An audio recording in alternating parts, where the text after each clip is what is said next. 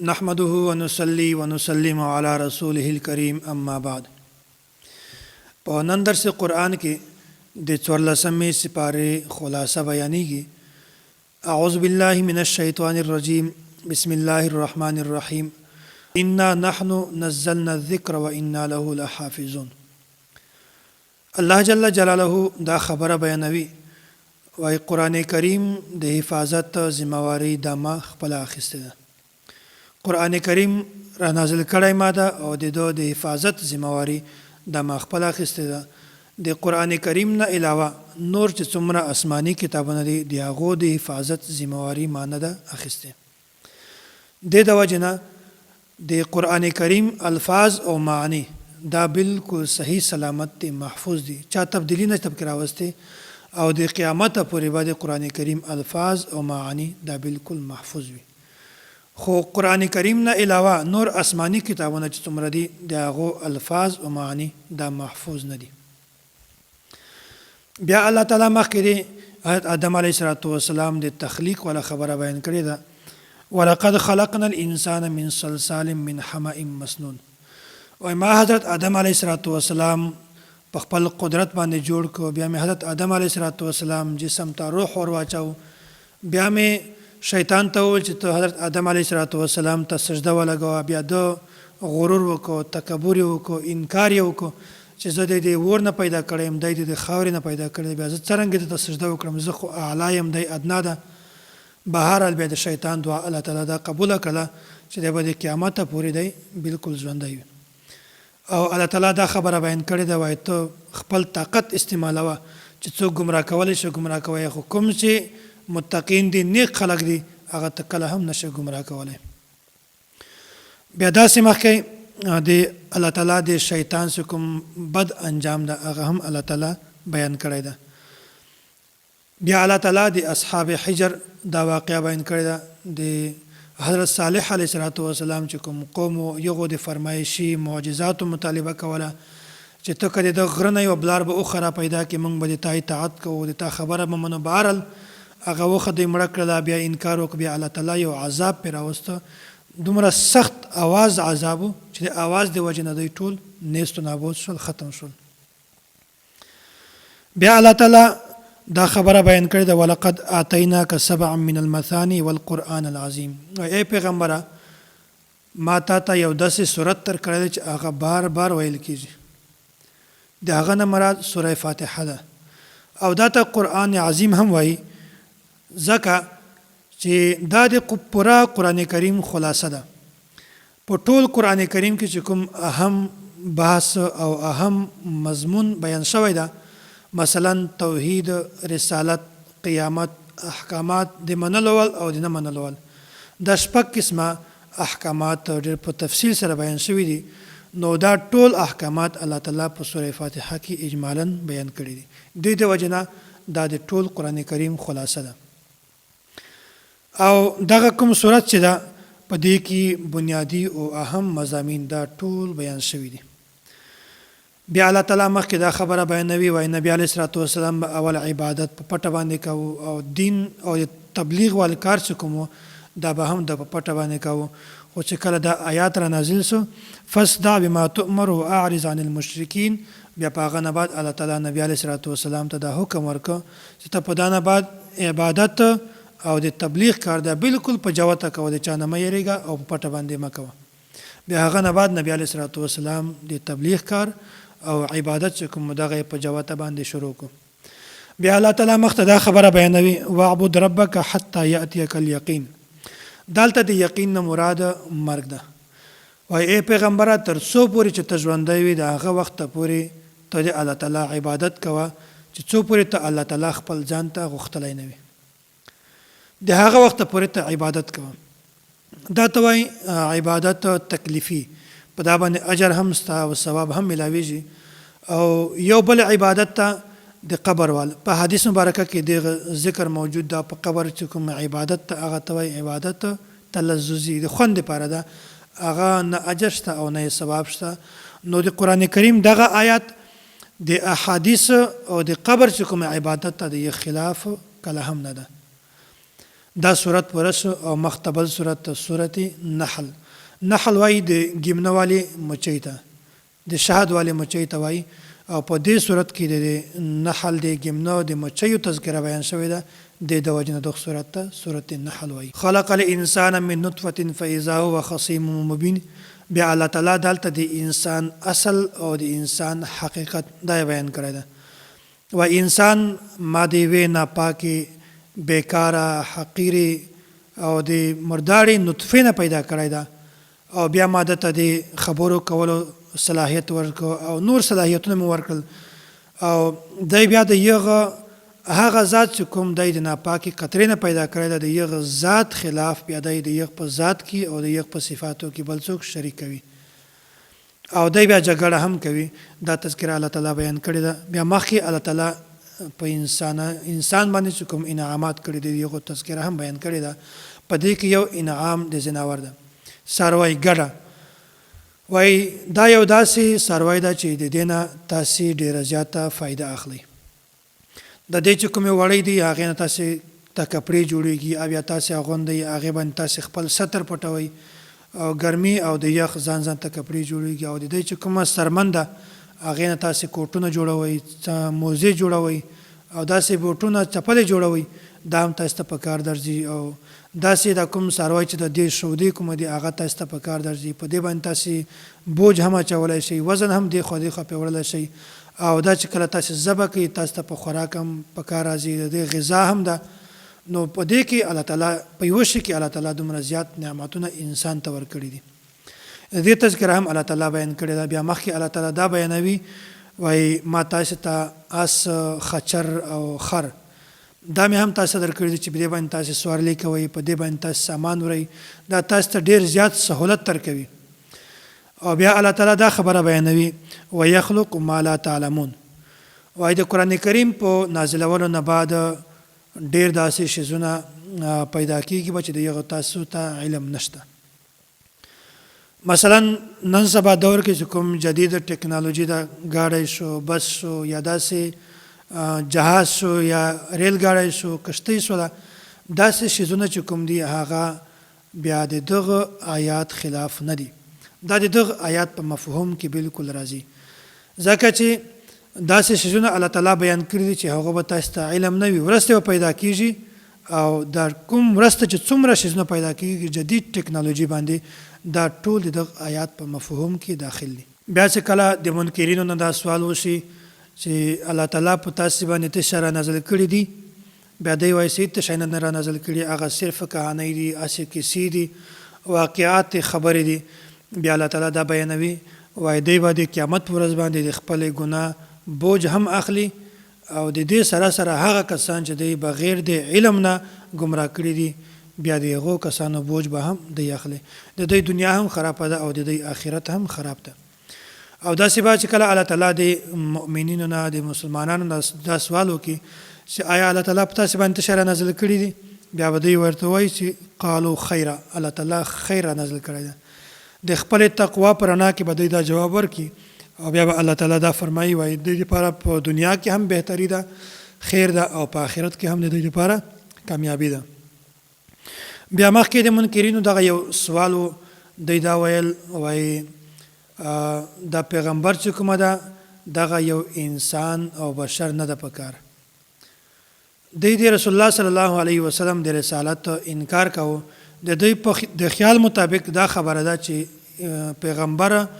دا د انسان او بشر نه وي بل څه دی حالانکه الله تعالی دا خبره ورته بیانوي وای په رسول الله صلی الله علیه وسلم نه مخکې چې څومره پیغمبران راغلي دي هغه ټول انسانانو او بشرو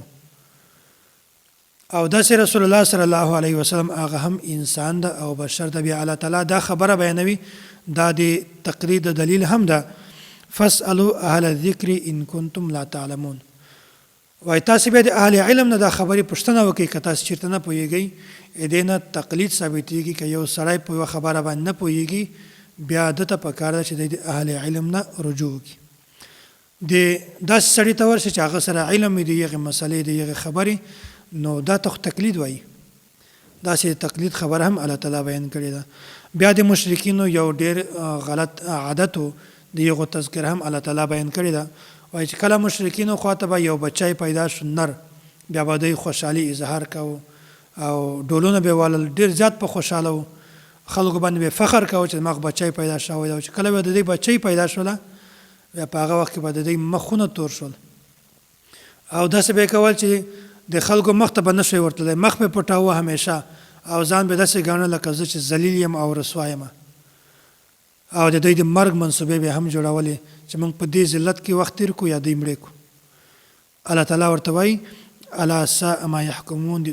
د دوی څومره غلطه فیصله ده دغه چې د خپل بچیانو باندې خوشحالي کی او بچی چې کوم دي د هغې قتل منصوبې جوړوي او د هغې په پیدا کولو باندې د شرمېږي حالانکه د بچی پیدا کول دا د انسان لپاره رحمت ده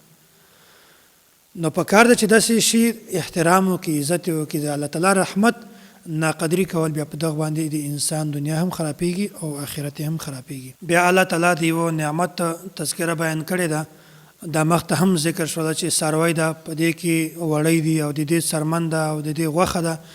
داسې وایي په څاروي کې چې کومې شودې دي دا د څښایو د ګندګي او د وینې په منځ کې دي دې باندې نه وینه اثر کوي او نه د هغه ګندګي بوی اثر پې کوي دا بالکل شفاف او شفاف دي او د انسان د طاقت ذریعه هم جوړیږي دا تاسیس کوي او دا د الله تعالی یو نعمت ده نو دا خبره هم بیانوي چې دومره الله تعالی عجیبه نعمت تر کړی ده چې د دوو ګن شیزونو په منځ کې ده خو تاسو ته بالکل الله تعالی هغه بالکل صفا درکوي بیا الله تعالی یو بل نعمت بیان کړی ده وایي دا د ګمنه مچۍ په دې کې د تاسو لپاره ډېرې زیاتې نشانیانې دي او دا د تاسو لپاره علاج هم ده خو هلته چې کله تاسو د یو ډاکټر د یو طبیب د یو ماهر سړي په مشوره سره هغه تاسو استعمال کړئ چې دا به کله استعمالوي او د تشي سره به استعمالوي په کوم وخت کې به استعمالوي بیا هلته دغه ډېر زیاته فایده ده او په دې کې دا نشانیانې هم دي چې انسان د تدبیر زده کړي چې د ګمنیو مچۍ چې کومه دي هغه څنګه تدبیر اختیاروي څنګه کور جوړوي او بیا څنګه د دوی د تګ او د راتګ ځان ته لارې دي او بیا د دوی یو خپل حکومت ته څوک خلاف ورزي وکړي د هغه خلاف څرنګه کېږي داسې وایي تاسې دغه ګمنو د مچیو نه هم تاسې عبرت حاصل کړي بیا الله تعالی دا خبره بیانوي وایي د غیب علم دا صرف ماته ده د مانه بغیر د بل چاته د غیب علم نشته مشرکین به نبی علیه الصلاۃ والسلام دا سوال کاوه د قیامت متعلق هغه ورځ کله را روانه ده الله تعالی فرمایي وایي د هغې ورځې علم صرف ماته ده د مانه بغیر بل هیڅ چاته علم نشته نو دا یوه خبره دلته بله هم په ذهن کې کېنوئ یو دا د غیب علم یو دا اطلاع علی الغیب یو دا وحی ځان ته شی ده د غیب علم صرف الله تعالی ته ده الله تعالی نه بغیر بل هیڅ چاته نه پیغمبر ته نه صحابي ته نه عام امتی ته د غیب علم نشته خو الله تعالی کله کله په نبی باندې د غیب القا وکړي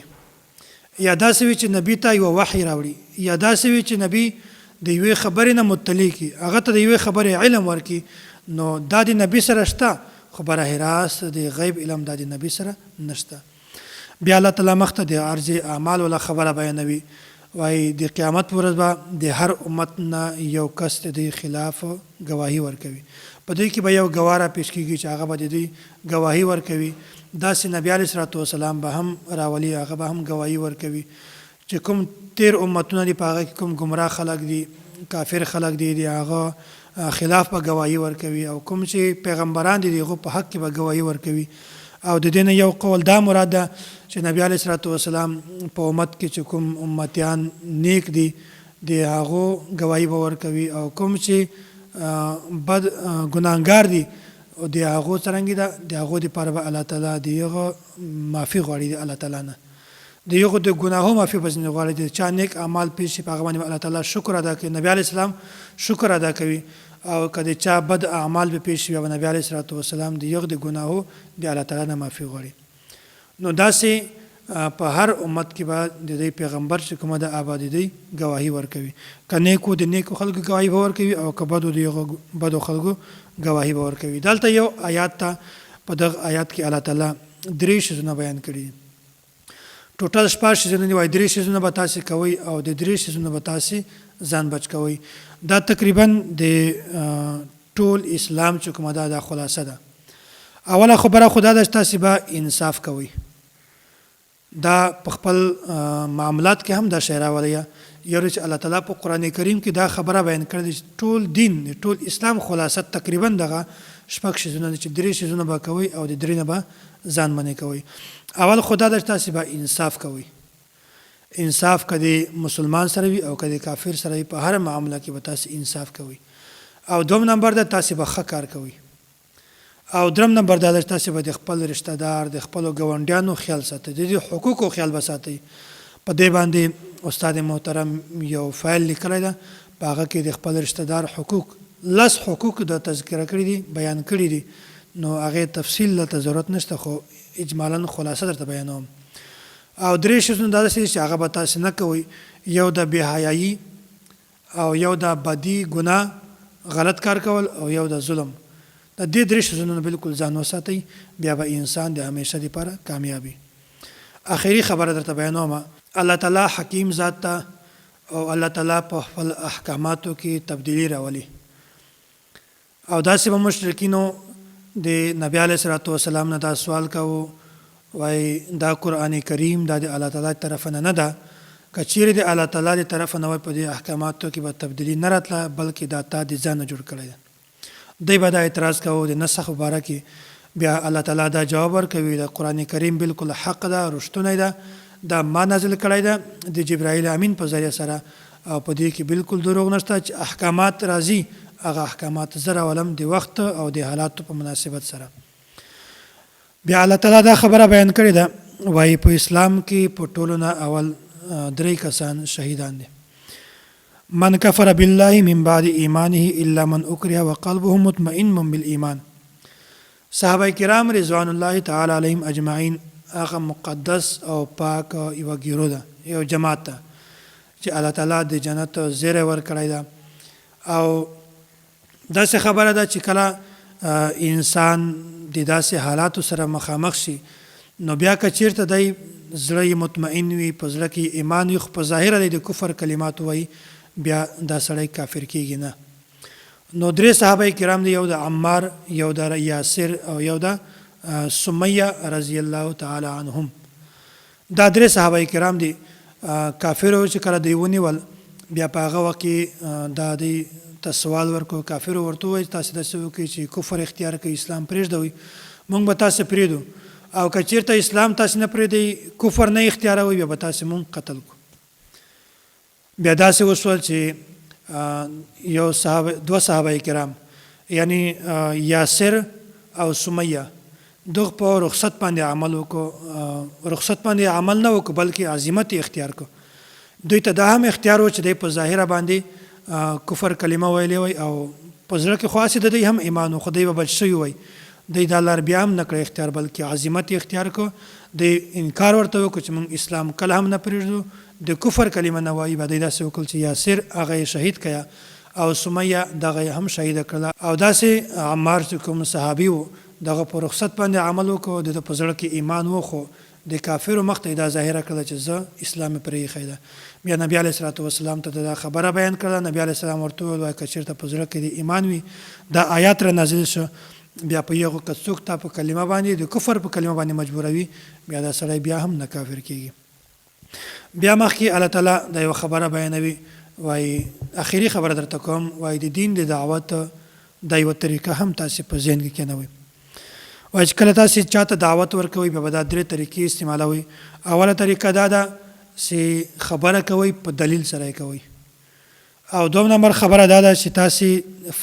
فضایل بیانوئ او ترغیب دا هم بیانوئ. او درم نمبر خبره دا ده که چېرته په دا باندې څه شبهات راشي، بیا د هغو شبهاتو د ختم کولو کوشش هم کوئ. په دلیل سره خبره بیانوئ، فضایل او ترغیب دا هم بیانوئ. او چې کله په دین باندې شبهات راشي، بیا د هغو شبهاتو د ختم کولو کوشش دا هم کوئ. دا د دین د دعوت یوه طریقه ده. الله تعالی دې موږ تاسې ته ایمان را نصیب کړي. الله تعالی دې موږ تاسې د کفر نه او د بېحیایۍ نه او د غلطو کارونو په حفاظت کې وساتي. واخر دعوانا ان الحمد لله رب العالمین.